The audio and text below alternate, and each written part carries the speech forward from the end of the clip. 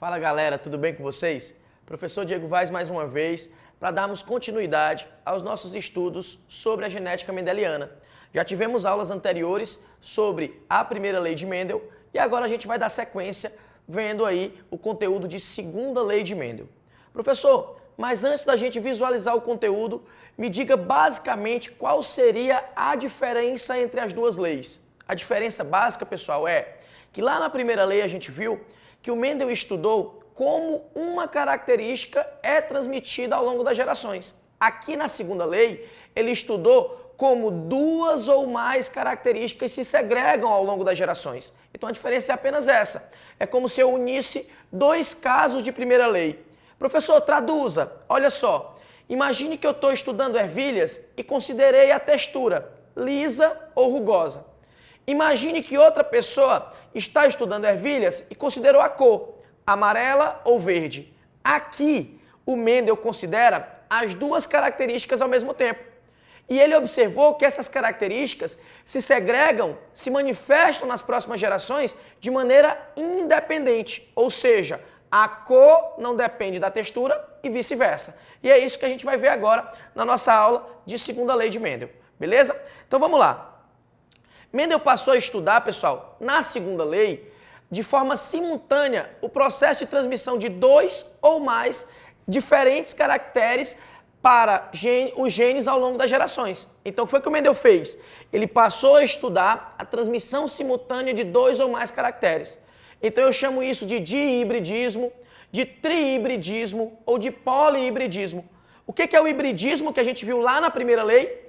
É um indivíduo que é heterozigoto. O que é heterozigoto, professor? É um indivíduo que tem um alelo dominante e um alelo recessivo.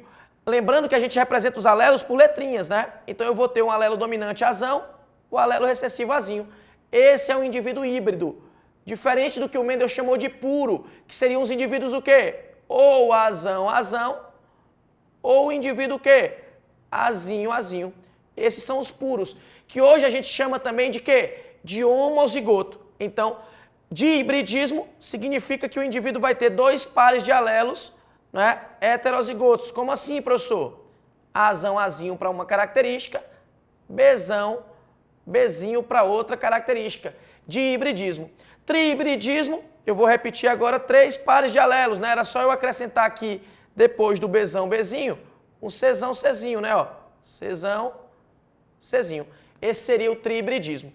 Então, Mendel passou a analisar pares de alelos diferentes que correspondem a características diferentes e a forma com que eles se manifestam aí nas próximas gerações, tá bom? Beleza. Qual é o enunciado? O que a segunda lei vai dizer para mim, professor? Em um cruzamento que estejam envolvidos, olha só, dois ou mais caracteres, professor. Então, ele não está considerando uma característica só. Ele está considerando duas ou mais características. Beleza. Os fatores que determinam cada um se separam, se segregam de forma independente durante a formação dos gametas. Se recombinam ao acaso e formam todas as combinações possíveis. Vamos ver aqui na questão da ervilha. Lembre-se que eu falei que a textura pode ser lisa e rugosa da semente. A cor pode ser verde e amarela. Então o que eu posso ter? Quais são as combinações possíveis? Eu posso ter uma ervilha de semente lisa e amarela. Eu posso ter uma ervilha de semente lisa e verde. Então eu já tenho duas combinações possíveis. Mas eu posso ter uma ervilha de textura rugosa e cor amarela. E eu posso ter uma ervilha de textura rugosa e cor verde. O que não pode acontecer é uma ervilha verde e amarela ou lisa e rugosa, porque são coisas opostas. Mas combinações distintas, de caracteres diferentes, que são determinados por alelos diferentes, podem acontecer, tá bom? Então vamos ver como é que essa lei é demonstrada. Foi que o Mendel fez. Ele cruzou, claro que a gente já estudou anteriormente, que o objeto de estudo do Mendel foi ervilhas por uma série de motivos. Para isso você precisa assistir a aula de primeira lei. Então ele cruzou linhagens puras de ervilhas com sementes amarelas e lisas, com outras portadoras de sementes verdes e rugosas. Então ele cruzou ervilhas totalmente dominantes para duas características, com ervilhas totalmente recessivas também para duas características. No caso, a textura e a cor, ou vice-versa. Ele obteve, na geração F1, 100% de ervilhas amarelas e lisas. Ó. Ele obteve 100% de ervilhas amarelas e lisas. Tá bom, professor? Então, isso significa que a amarela e lisa são ervilhas o quê? Dominantes. Que eu vou chamar aqui nas ervilhas puras de ervilhas Vzão, Vzão, Rzão, Rzão. As verdes e rugosas que são puras, eu vou chamar de quê, professor? Eu vou chamar de Vzinho, Vzinho, Rzinho, Rzinho. Beleza. Fazendo a autofecundação das ervilhas da geração F1, lembrando que aqui, ó, o gameta traz metade desse indivíduo. Então, o que foi que essa ervilha mandou para F1? Ela mandou um Vzão e o quê? E um Rzão. E o que foi que essa ervilha mandou para os filhos 1, para a geração F1? Um Vzinho e o que mais? Um Rzinho. Então, o que foi que aconteceu? 100% dessa geração era o quê? Vzão, Vzinho, Rzão, Rzinho. Duplo heterozigoto ou de híbrida. E aí o que foi que ele fez para obter a F2? Mesmo procedimento que ele fez lá na primeira lei. Cruzou ou deixou que essas ervilhas se autofecundassem. Cruzou essas ervilhas entre si. Vzão, Vzinho, Rzão, Rzinho, com outra ervilha, Vzão, Vzinho, Rzão, Rzinho. Qual foi o resultado que ele obteve, professor? Ele obteve o resultado de 9 para 3 para 3 para 1 para as 4 combinações diferentes. Quem são as 4 combinações diferentes? Amarela e lisa, amarela e rugosa, verde lisa e verde rugosa. Professor, eu quero ver isso na prática. Pois vamos lá. Olha só. A semente amarela e lisa, ele falou que é o quê? Dominante, né? Baseado já lá nos experimentos de primeira lei, onde ele detectou que o fenótipo amarelo é dominante, né? O fenótipo liso é dominante. Ele usou a letra V maiúscula, né, para representar o alelo da cor amarela e usou o Rzão para representar o alelo liso.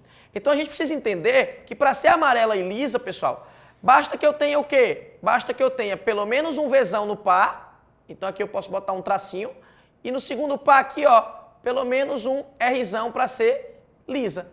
Por quê, professor? Independente do que venha aqui nesse tracinho, seja um dominante ou um recessivo, a presença de um dominante em cada par já é suficiente para que a característica se expresse.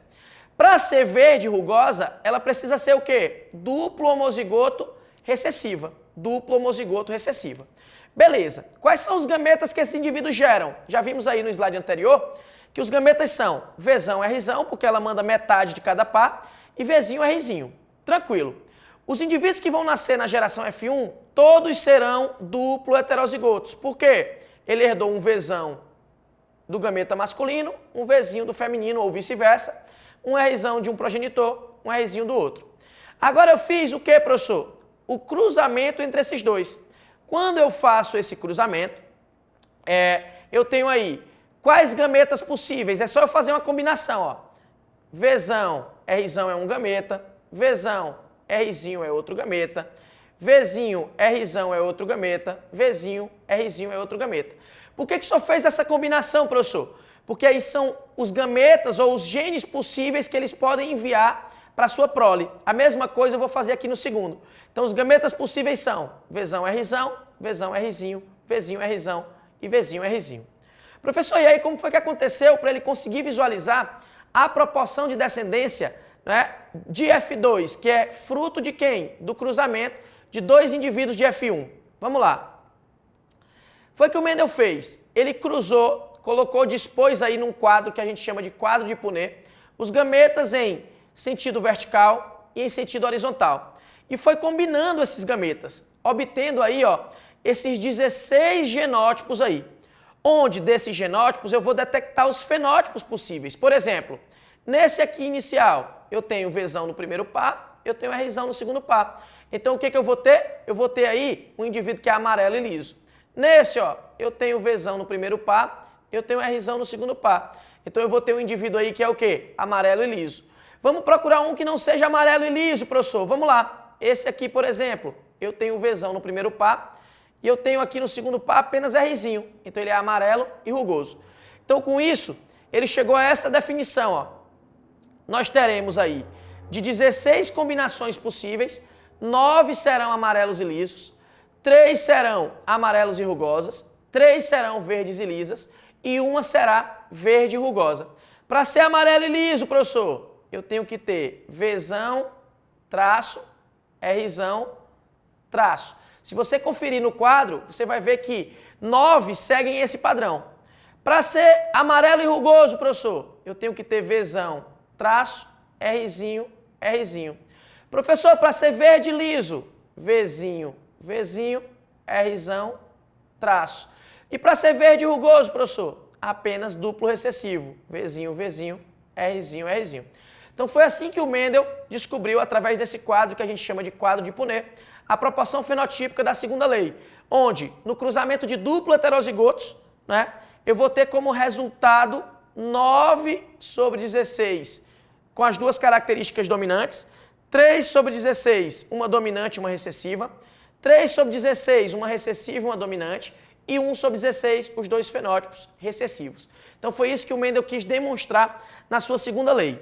Professor, como é que eu trabalho essa segunda lei? Teremos 3 aulas, pessoal, baseadas na segunda lei. Essa foi a aula de demonstração do experimento. Espero que tenha ficado claro. Na próxima aula a gente dá prosseguimento. Abraço e até a próxima.